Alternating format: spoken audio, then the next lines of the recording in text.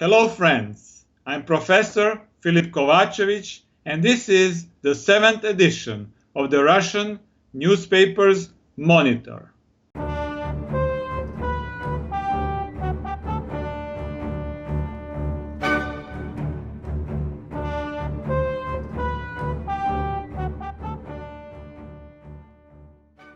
I hope you are doing well today. As you know, the Russian newspaper's Monitor is made possible by the viewers like you.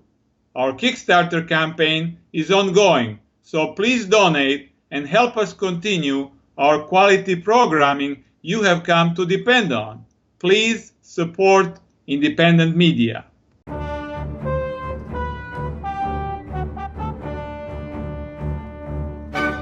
Just like every week, I've collected some interesting stories from the Russian newspapers for you.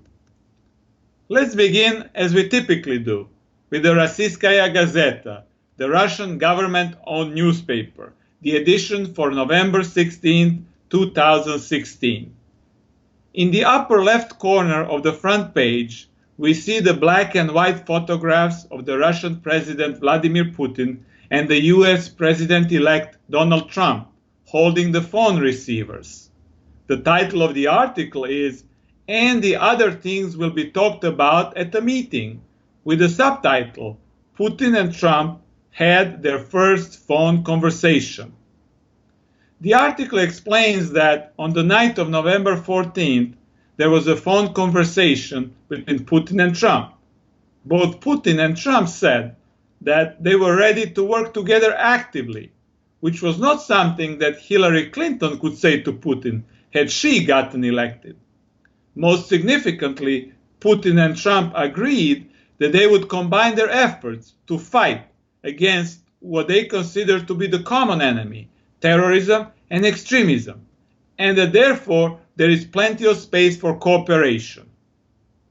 The article states that Putin once again congratulated Trump on his victory and wished him success in fulfilling his electoral promises. Putin also said that he would be willing to engage in a strategic dialogue with the United States on the basis of the following principles: equality, mutual respect, and non-interference in internal domestic matters. The article reports that both Putin and Trump agreed that the current state of relations between Russia and the United States were unsatisfactory. They promised to work on their normalization and renew cooperation in many different fields. It is also significant that Putin and Trump talked about the economic ties between Russia and the United States and how to rebuild them. As is well known at this time, the US has very much cut these ties by imposing harsh economic sanctions on Russia. The research on the usefulness of economic sanctions shows, however, that the sanctions were successful in attaining their goal only in about 30% of the cases. In my opinion, the present US sanctions fall into those 70% which were failures. The article reminds its readers that next year will mark 210 years since the establishment of diplomatic relations between the US and Russia. It speculates that this anniversary may provide additional motivation for the return to the pragmatic, mutually beneficial relations between the two countries. In my opinion, this article in the government-owned newspaper shows that Russia expects from the new United States presidential administration a positive change in relations. The Russians are focusing on the areas of possible collaboration and are willing to extend their hand to Donald Trump. We have to see whether Trump will reciprocate. I'm sure that we won't have to wait for too long to find out. However, I can already say right now that Trump will face a tremendous opposition from the so-called foreign policy establishment in both Democrat and Republican political parties, and also from the members of the US Congress, where many anti-Russian lobbyists have operated for years. Of course, much will depend on the persons Trump chooses to head the key departments of the government. The Washington foreign policy establishment, including the think tanks such as the CFR and the Atlantic Council, will try to impose their favorite candidates on Trump. If Trump turns to them for staff and advice, not much will change, and many in the United States, Russia, Europe, and all over the world will be disappointed. The world might be back on the brink of a nuclear war.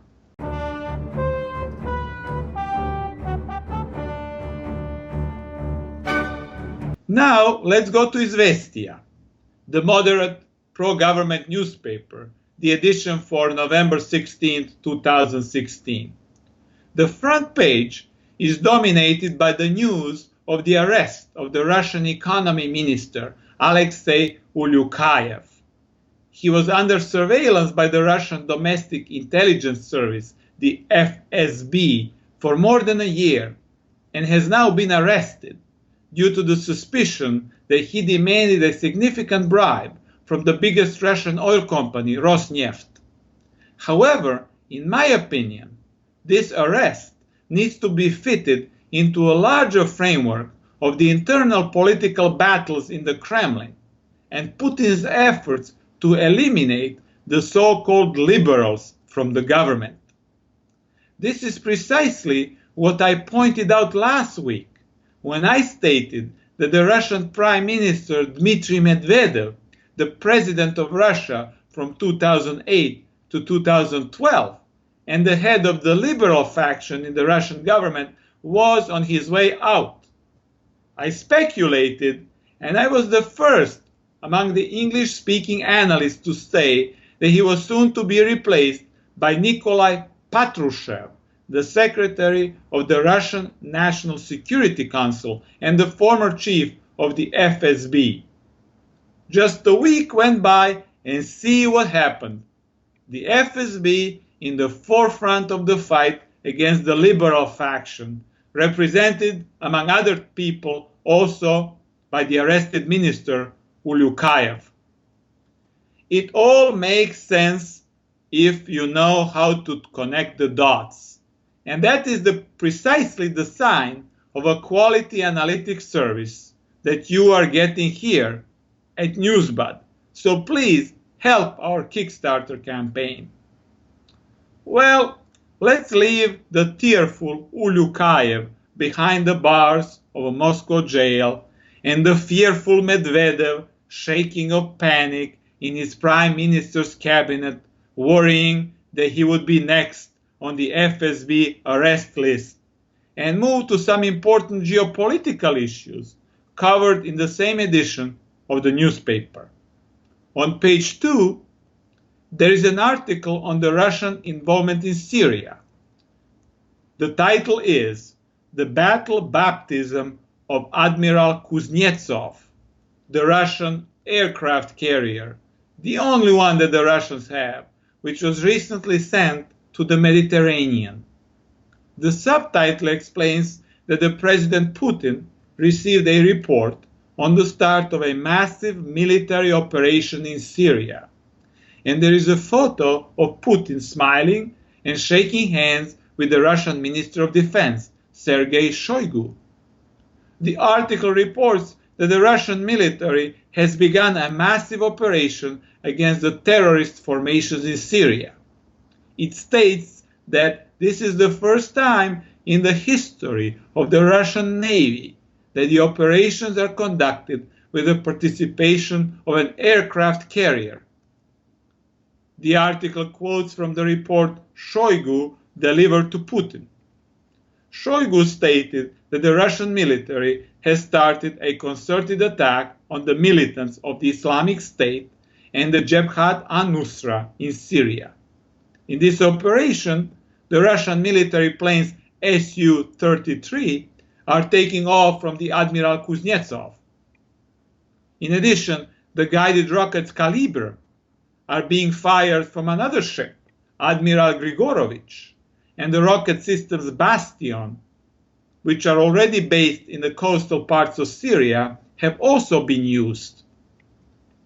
Shoigu stated that the targets of these attacks were the ammunition factories and arms warehouses of the militants. He also said that the Russian rockets hit and destroyed the facilities in which the Islamic State militants made chemical weapons, which they later used against the Syrian government forces. Responding to Putin's question about the overall security of the Russian forces in Syria, Shoigu pointed out that the Russian anti-aircraft rocket systems S-300 and S-400, as well as the Pantsir S-1 systems, are fully operational on the Syrian territory. He added that the Russians also repaired the S-200 systems, which belong to the Syrian army. During the meeting with Shoigu and other high-ranking officials of the Defense Department and the Russian military, Putin stated that though the Russian government budget had been negatively affected by the overall economic crisis, the money for the military would be forthcoming. He stressed that the resources must be used more effectively and a strict financial discipline must exist in all segments of the military. This would also be a good advice for the Pentagon. Putin pointed out the good news that by the end of the year, more than 50% of the Russian weapons will be based on the best technologies available. The Russian military will gain 60 new and 130 modernized aircraft, 60 rocket systems, a new type of submarine, and 310 new and 460 modernized tanks and armed carriers. In my opinion, the aim of this article is to display the present Russian military strength and its ability to conduct successful operations far away from the Russian mainland. It also informs the Russian audience and the world at large that the Russians assumed the full control over the Syrian skies. And so any attempt to establish a no-fly zone by the United States and NATO without the Russian and Syrian government permission is doomed to failure. In other words, Syria has been definitively lost by the West. A particularly heavy defeat has been suffered by the leadership of the Western intelligence agencies, which wanted to overthrow and replace the government of Bashar al-Assad, the foremost among them being the Saudi-connected CIA director John Brennan.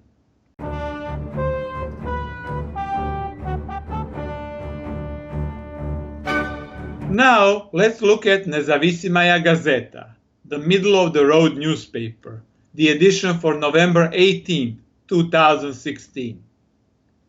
On the top of the front page, there is an article title that says, NATO raises its troop readiness, with the subtitle, The Alliance conducts the military exercise Iron Sword in Lithuania. The article continues on page 2. There is a color photograph of a soldier holding a NATO flag. The article explains that NATO member states continue permanent military exercises next to the Russian borders.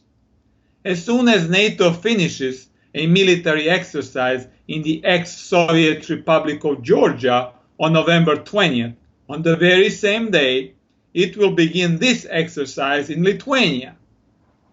Under the name of Iron Sword, about 4,000 soldiers from 12 NATO countries will take part.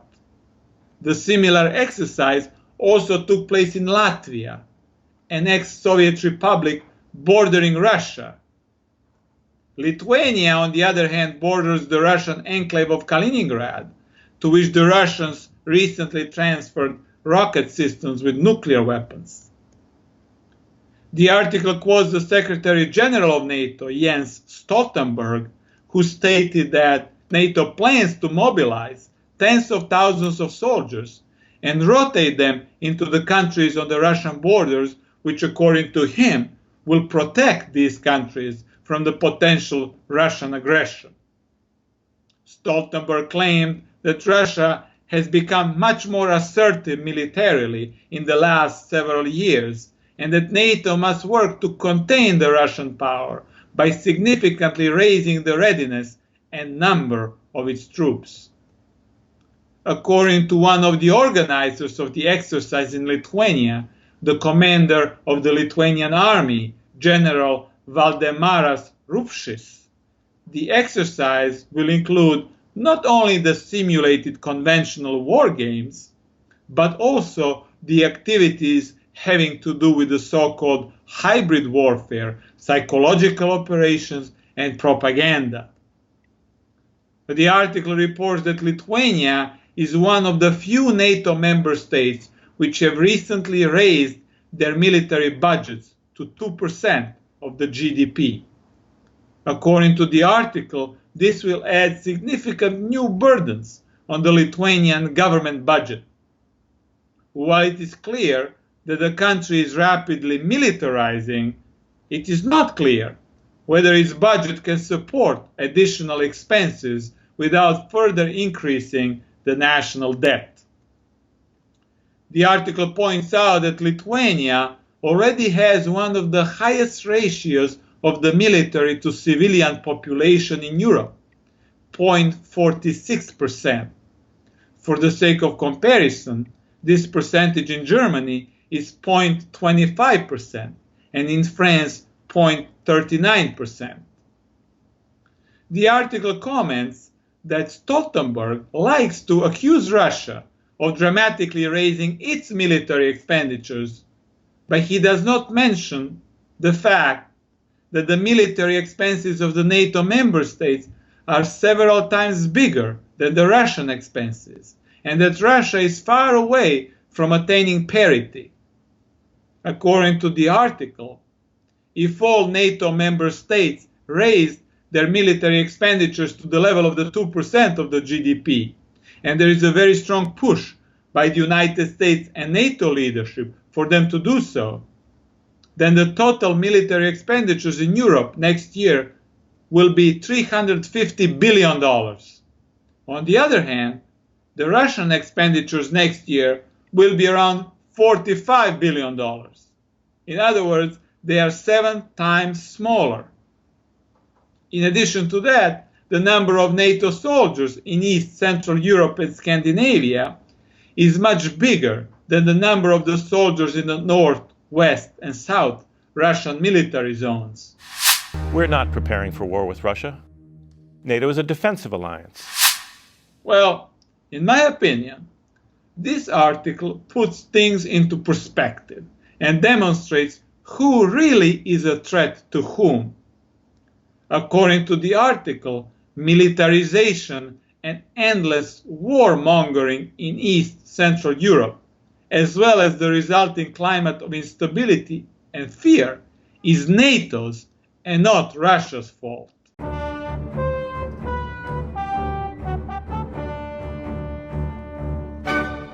Now we go to the newspaper Pravda, which is the newspaper of the biggest Russian opposition party, the Communist Party.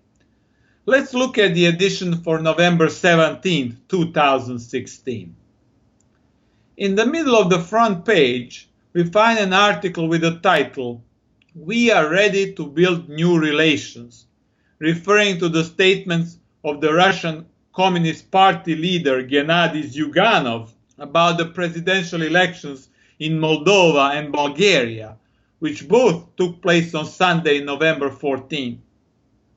What is interesting in these two elections is that in both elections, the candidates described in the Western media as pro-Russian won. In Moldova, the president became Igor Dodon. According to the article, the communist leader Zyuganov already talked to Dodon and was encouraged by their conversation. it appears that Moldova, which is one of the former Soviet republics, will from now on build more positive political and economic ties with Russia than was the case in the recent past. The similar situation is also taking place in Bulgaria, which is a member of both the European Union and NATO. The person who became the new Bulgarian president, the former general Rumen Radev, called for the lifting of economic sanctions against Russia during the election campaign. He defeated a pro-NATO candidate, Setka Sacheva, and his victory can no doubt be seen as another defeat of the aggressive NATO policies in Eastern Europe. Radev's victory has already had severe political repercussions in Bulgaria because it led to the resignation of the current government of Boyko Borisov and new parliamentary elections in the coming months. It is important to note that it was precisely the Borisov government which, under the pressure from the United States and NATO, killed the prospects of the so-called South Stream, the pipeline project which was supposed to bring the Russian natural gas into East and Central Europe.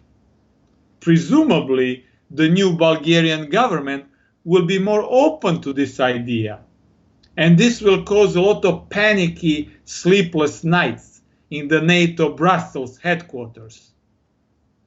All of this, of course, is well known to Zyuganov, and this is why this article in Pravda begins and ends on such a promising, positive note.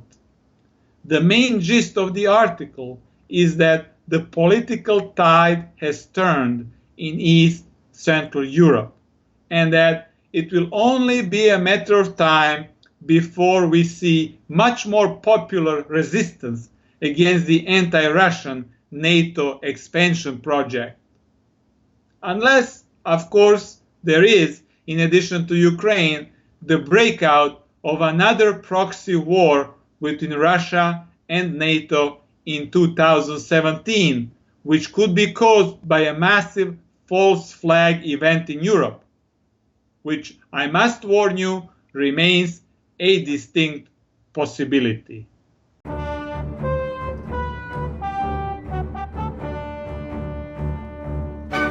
And lastly, this week, we will also take a look at the Russian semi-tabloid press. Let's take a look at the front page of Argumenty и Facty, which is the weekly newspaper with the largest circulation in Russia, and the edition for November 16, 2016. On the front page, there is a photo montage of a bear and an elephant with a Trump-like toupee, with the Russian and US flags in the background. The heading below the photo montage is the question, did we make up with America? The heading refers to page 2, where there is a reader's question, which I will translate for you in its entirety. Here it is. Having found out about the triumph of Donald Trump in the US presidential elections, somebody called it the morning of hope for Russia and the world, while the Russian parliamentary deputies applauded. Are we making a judgment that is too hasty? The question is answered by Fyodor Lukyanov, the main editor of the magazine called Russia in Global Politics. Lukyanov says that to hear the applause for Trump in the Russian parliament was a bit humiliating, because that is not the way that a great power should react to election results in some other country. He also sees no reason for the euphoria. According to him, the relations between the United States and the Soviet Union, and now Russia, since the 1950s, have followed a strictly predictable path. First tensions, then relaxation, or the period of escalation followed by the period of de-escalation, and so on. Lukyanov believes that Trump will focus more on domestic matters and have less time and resources to devote to the regime change in Russia. However, he states that this attitude toward Russia has already become evident even under Obama. According to Lukyanov, Trump never said that he liked Putin, but only that Putin is strong and that Obama is weak. Trump also said that Putin does not respect Obama, but will respect him. Lukyanov concludes that such comments are not enough to be able to tell whether Trump will in fact be a friend of Russia. In my opinion, it is interesting to see that there is a lot of skepticism in the Russian semi-tabloid press about Trump and the possible change of attitude toward Russia by the United States. This implies that the shapers of public opinion in Russia, who use the tabloid press as a way to influence the hearts and minds of the Russian people, have still not decided whether they truly want to support the lessening of political tensions between Russia and the United States.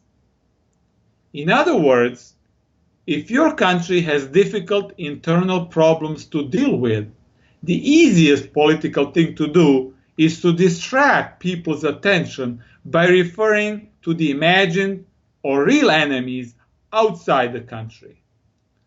The corrupt, warmongering US establishment fits the role of the real enemy perfectly. However, if you tell the people that now you have a friend in the White House, you lose the powerful political weapon of manipulation with fear and resentment. And in my opinion, neither the Russian nor the US political elites have made the decision to pursue the policy of détente. And this decision may not be made anytime soon.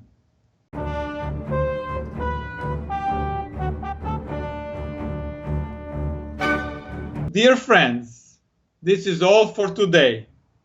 Thank you for watching. Please support our campaign on Kickstarter. And in the end, be cool and stay cool until the next edition of the Russian newspapers Monitor. Thank you. Support independent media. Go to Kickstarter.com today.